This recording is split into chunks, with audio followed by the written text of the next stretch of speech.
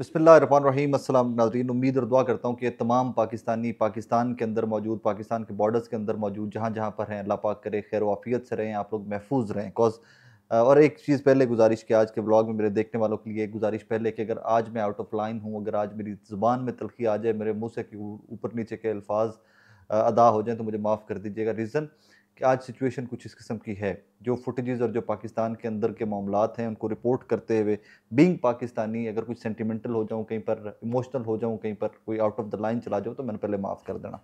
Anyways, कल रात की हरामजादियाँ भारत की जो जानिब से की गई, पाकिस्तान के जो डेंसली पॉपुलेटेड सिविलियन एरियाज़ के अंदर जो अटैक किए गए, रात को आपको पता है सारी रात जो जो पॉसिबल हुआ सुबह तक मैंने वो रिपोर्ट किया। दो कि पूरी रात का भी जागा हुआ था, तो समझ भी नहीं थी एज़ सच कि तब वो चीज़ों को डिकोड करना बड़ा मुश्किल था, हर चीज़ को।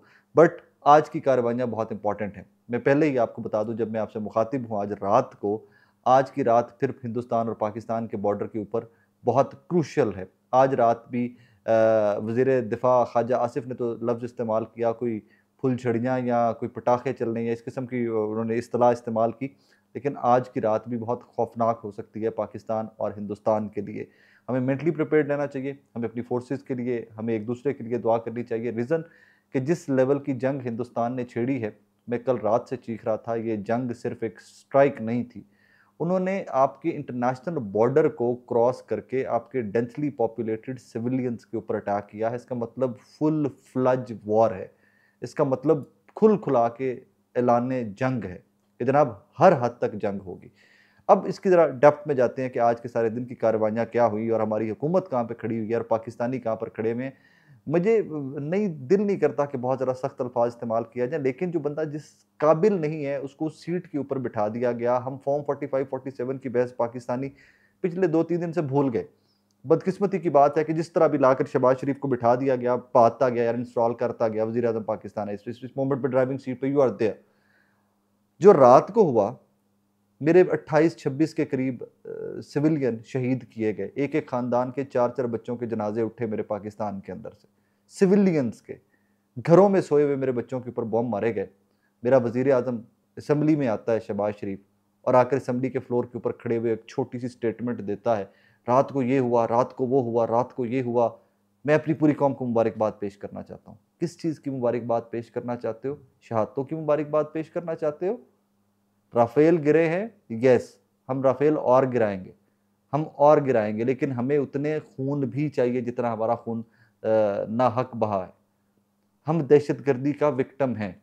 मैंने अब से कुछ देर पहले देखा है, एक फैमिली के 4 बच्चे हैं। ज़ुबैर मदनी साहब ने वो लिखा हुआ है कि उस एरिया के जहाँ पर ये शहादतें हुई हैं, शायद उनकी अपनी फैमिली है ज़ुबैर साहब की। उनकी बेगम, उनके 4 बच्चे शहीद हुए हैं और साथ उन्होंने दिल को चीर के रख देने वाली वो 4 फ़ोटोज़ लगाकर साथ लिखा हुआ है कि ये बच्चे आज जन्नत के मकीन हैं। आप एक राफ़ेल गिराकर, 2 राफ़ेल गिराकर, 1 मिग गिराकर, 5 तैयारे गिराकर कौम को मुबारकबाद दे रहे हो? हमें वो मुबारकबाद मत दो। राफ़ेल गिरते हैं, नहीं गिरते, ना गिरते यार। मुझे उस चीज़ का मुबारकबाद दो कि जितने मेरे बच्चे शहीद हुए हैं, मेरे जितने बच्चे इस दुनिया से गए हैं, उससे ज़्यादा उनके हमने मारे। मुझे बड़ा दुःख है, बच्चे वहाँ पर भी हम पे इंसान के हैं। लेकिन जब तक ज़ख्म अपने नहीं मिलते ना, तब तक कौमों को दर्द नहीं होता और मोदी जैसे बेगैरत के बच्चे को तो बिल्कुल भी दर्द नहीं होता। गुजरात से इस बंदे ने कत्लेआम मुसलमानों का स्टार्ट किया हुआ है। पता नहीं हमारे दानिशवर और हमारे तज्ज़ियाकार और हमारे रिपोर्टर्स और हमारे सहाफ़ी, हमारे थिंक टैंक सोचते किस एंगल के ऊपर है, रिपोर्ट किस एंगल के ऊपर करते फिर रहे हैं रात के। Have you guys noticed one thing? Babri मस्जिद से ये बेगैरत का बच्चा स्टार्ट हुआ मोदी। रात को मस्जिदों के ऊपर अटैक किया गया, आपकी पाकिस्तान की 2 मस्जिदों के ऊपर अटैक किया गया। अब यहाँ पर ज़रा तवक्कुफ़ करके सोचिए कि ये कल को जब भी अगर पाकिस्तान, अल्लाह करे इसने रहना है इंशाअल्लाह, इसने ता क़यामत रहना है, सलामत रखे आपको, मुझे, इस मुल्क को, सबको सलामत रखे अल्लाह पाक। पाकिस्तान नहीं होता अगर, एक सिंगल सेकंड के लिए सोचिए, तो हिंदुस्तान में बसने वाले मुसलमानों का दिस मोमेंट हश्र क्या हो रहा होता। बिकॉज़ अभी तो मोदी का फ़ोकस वहाँ पे कम और पाकिस्तान की तरफ ज़्यादा घुसा हुआ है ना वो। सो बेसिकली ये आरएसएस और हिंदुत्व की जो आइडियोलॉजी है वो एंटी मुस्लिम है, एंटी मुस्लिम है।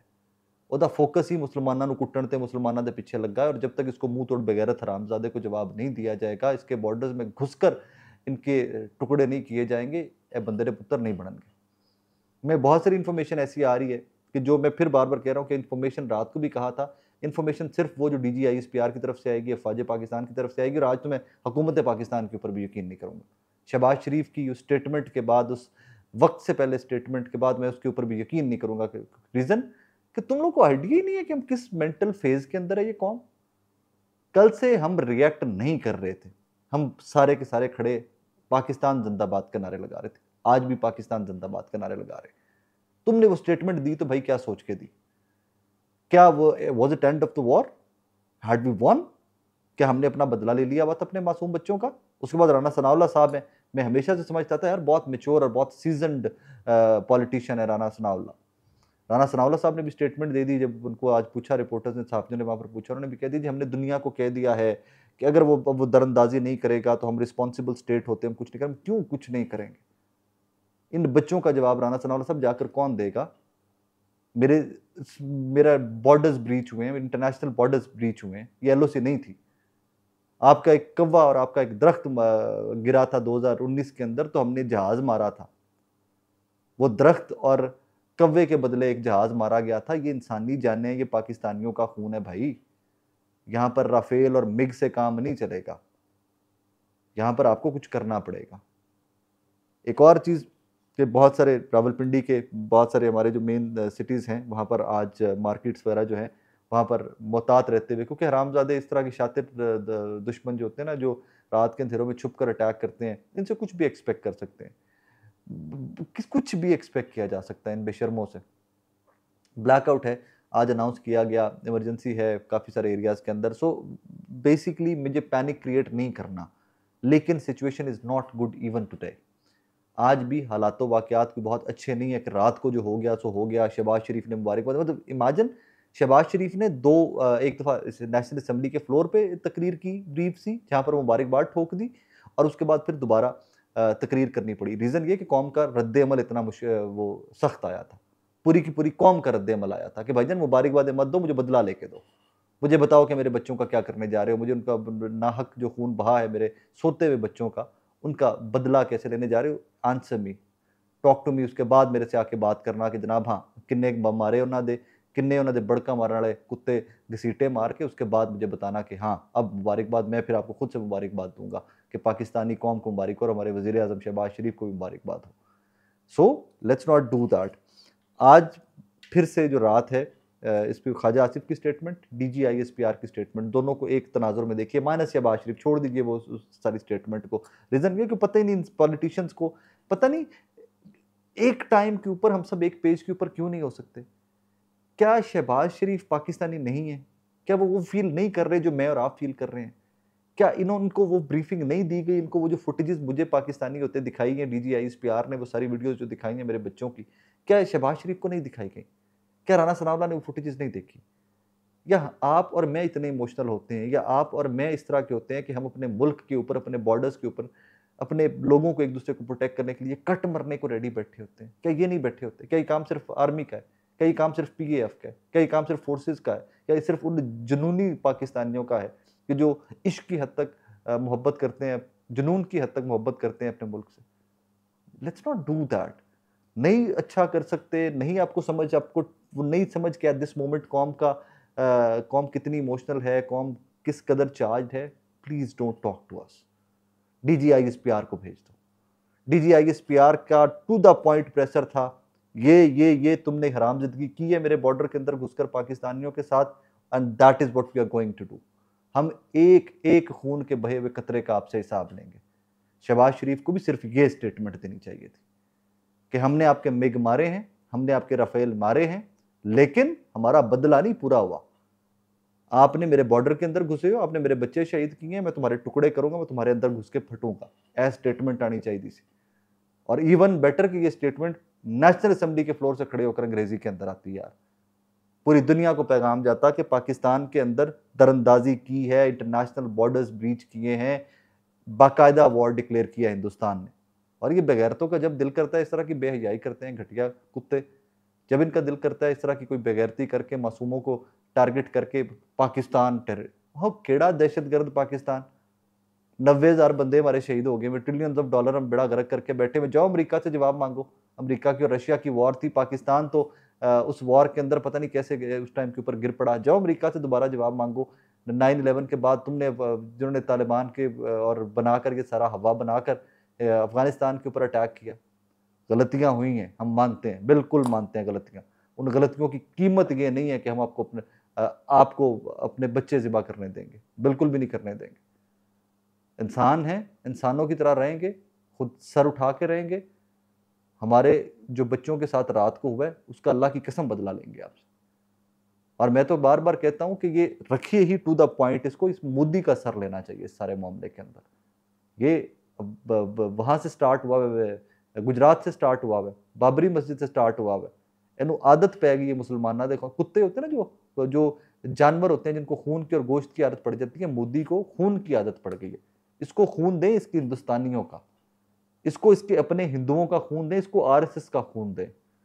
अगर इसकी लत नहीं पूरी होती तो इसको वो खून दें, इसको वो खून पिलाएं, मोदी को ले पी मार जितना चाहिए तुम्हें। वैसे तो खालिस्तान, नागालैंड, कर्नाटका, वहां पर इसको काफी सारा खून मिल रहा है, इसकी पॉलिटिक्स का फ्यूल मोदी का मिल रहा है। लेकिन इंशाल्लाह इंशाल्लाह इंशाल्लाह हम भी आपसे बदला लेंगे। और जब तक बदला नहीं लेंगे, मैं आपको वादा करता हूं कि मैं शहबाज शरीफ को रिमाइंड कराता रहूंगा कि भाईजान आपकी जिम्मेदारी और थी। मैं फिर कह रहा हूं कि हमने भूल गए पिछले 2 दिनों के अंदर, जब से ये इंसिडेंट हुआ है, जब से ये हरामजदगी स्टार्ट हुई है, हम भूल गए कि फॉर्म 45 47 की कहानी क्या है, कौन कौन जीता है, कौन कौन हारा है, क्या क्या जुल्म जबर पाकिस्तान के अंदर, हम भूल गए, साइड पर रख दिया। लेकिन अब अगर आपने इस सीट पे आए थे तो सिर्फ बड़ी गाड़ी में घूमने चिल करने नहीं आए थे भाईजान, ये प्रेशर भी लेने आए थे। होना प्रेशर तुसी लेना है, अब अपने कौम को लीड करना है। अब आपने होम्योपैथिक स्टेटमेंट्स नहीं देनी मरियम नवाज की तरह, अब आपने खामोश नहीं रहना नवाज शरीफ की तरह। इमेजिन कीजिए कि रात को इस मुल्क के साथ हुआ क्या है, और इस मुल्क का साबिका वजीर आजम, मल्टीपल टाइम्स वजीर आजम, जिसका भाई अब वजीर आजम है, जिसकी बेटी एक बड़े सूबे की वजीर आला है, वहां से मुकम्मल खामोशी। मैं उस खामोशी का क्रेडिट दे देता अगर मुझे पता होता कि नवाज शरीफ डिप्लोमेटिकली इतने साउंड हैं, उन्होंने मोदी को फ़ोन किया है, उन्होंने ट्रंप को फ़ोन किया, उन्होंने MBS को फ़ोन किया है, और उन्होंने ये जो जंगी जुनून सर पे सवार हुआ हिंदुस्तान को, उन्होंने वो रुकवा लिया। मैं कहता ठीक है भाई, रुकवा ली, मुझे समझ आती। वैसा हुआ नहीं है भाई, अटैक हुआ है, सिविलियंस के ऊपर अटैक हुआ है, मेरी मस्जिदों के ऊपर अटैक हुआ है, मेरे सोते हुए बच्चों के ऊपर अटैक हुआ है। हिम्मत करें बोलें, पाकिस्तानी आपके साथ हैं, पाकिस्तानी सिर्फ दलेर के साथ। इमरान खान आज भी लोग क्यों डिमांड कर रहे हैं, तो ज़रा सोचें तो सही, अकल तो इस्तेमाल करें।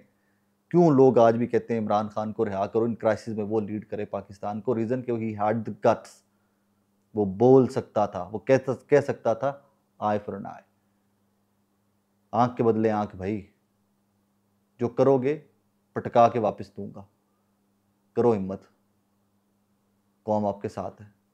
वैसे तो आई एम श्योर कि अब मुझे समझ आ गई है आज की सारी कार्रवाई के बाद कि जो करना है फौज ने करना है, पॉलिटिकल नैरेटिव के बस की बात नहीं है।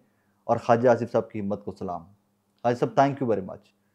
हज़ार चीज़ों के ऊपर इख्तलाफ है आपसे, लेकिन आज की आपकी जो स्टेटमेंट्स और जिस फ्रंट पे आप खड़े हुए हैं ना, जिस कहानी को आप लेके चल रहे हैं, कि आप क्लियर कट तो है ना कि आज रात को भी अटैक हो सकता है, और हम क्लियर हैं, we will defend ourselves, और आज रात को हम डिफेंड नहीं करेंगे, हम घुसेंगे भी आगे इंशाल्लाह, इंशाल्लाह घुसेंगे।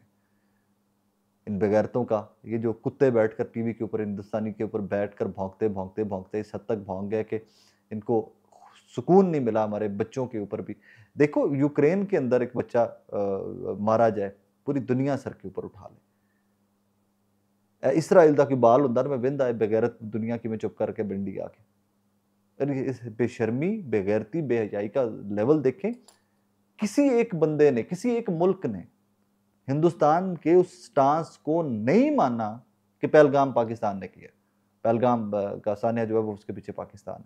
बट इत्थे आके JD वैंस स्टेटमेंट की दिंदा है कि सिर्फ इतना लड़ें कि ये बहुत बड़ा तनाज़ा ना बन जाए। वहाँ स्टेटमेंट आपको याद है ना, JD वैंस की, वाइस प्रेसिडेंट अमेरिका का, बढ़ेगा काम, बढ़ाएंगे, नहीं इस तरह इग्नोर नहीं होगा कि हमारे पॉलिटिशियन इसको डाउन प्ले करें। हमारी, I am sorry to say that, मुझे तो स्वेयर टू गॉड आज ये फीलिंग आई कि जिस तरह हमारी आर्मी की कुर्बानियों को भी डाउन प्ले कर रहे हैं ये लोग। नहीं होगा भाई, मेरे सिविलियंस की, मेरे फौज की कुर्बानियों को कोई बंदा डाउन प्ले नहीं करेगा। मुझे बदला चाहिए इस चीज़ का। हिम्मत करनी पड़ेगी आपको डिप्लोमेटिक फ्रंट्स पे लड़ना पड़े, पाकिस्तान को डिफेंड करो, बताओ उनको कि that is what India has done to us. हमने मिग गिराए हैं, बिल्कुल ठीक है, हमने राफेल गिराए हैं, बिल्कुल ठीक है, राफेल की का गिरना हिंदुस्तान के लिए नासूर होगा, इसी नासूर के साथ मोदी पागल होगा, आई नो दैट, ये इतनी ही बड़ी बात है। लेकिन खून का बदला मशीन नहीं हो सकती। मासूम बच्चे के खून का बदला कोई भी मिग, कोई भी F-16, कोई भी JF-17, कोई भी दुनिया का महंगे से महंगा वॉरक्राफ्ट, कोई प्लेन नहीं हो सकता। एक राफेल क्या, सारे राफेल गिर जाएं यार, सारे के सारे राफेल गिर जाएं, उसकी कीमत मेरे बच्चों के सर का एक बाल भी नहीं। आप उसको और एंगल पे देखते होंगे कि हमने $1 बिलियन का नुकसान कर दिया, मेरे बच्चों की जान की तो कीमत ही नहीं है, मेरे सिविलियंस की जान की तो कीमत है नहीं, किसी एक इंसान की जान की कीमत नहीं है। हमने पहलगाम नहीं किया, हमें किस चीज के ऊपर लेबल करके जंग में धकेला जा रहा है, हम नहीं जाना चाहते, आपको धकेल दिया गया रात का, अब आप इससे राय फरार नहीं इख्तियार कर सकते। अब आप राफेल, मिग और ड्रोन्स की कहानी सुनाकर हमें राय फरार इख्तियार हम करना भी चाहें तो नहीं कर सकते। तो यार हिम्मत से लड़ते हैं ना, हिम्मत से फेस करते हैं, जो हमारे बच्चों के साथ किया उनके साथ भी करते हैं, उनको वो दर्द पहुंचे, उनको वो जख्म पहुंचे, और उनका वो जख्म रसता रहे अगले 100 साल, कि किसी के साथ भी एग्रेशन नहीं करनी, किसी भी उस मुल्क के ऊपर नहीं चढ़ दौड़ना कि जो बार बार सिर्फ ये कहता रहे कि नहीं लड़ना हमें, नहीं लड़ना हमें, लेकिन इसका मतलब ये नहीं है कि मैं कमज़ोर, मैं कद में छोटा हूँ, मैं उम्र में छोटा हूँ, मेरे पास तादाद उतनी नहीं है, लेकिन मेरे पास एटॉमिक बॉम्ब है और वो चलाने के लिए, और मेरे पास बटन है उसका, मैं चला सकता हूँ, वो जरूरत पड़ी तो चलाएंगे भी इंशाल्लाह, बदला लेना है इंशाल्लाह।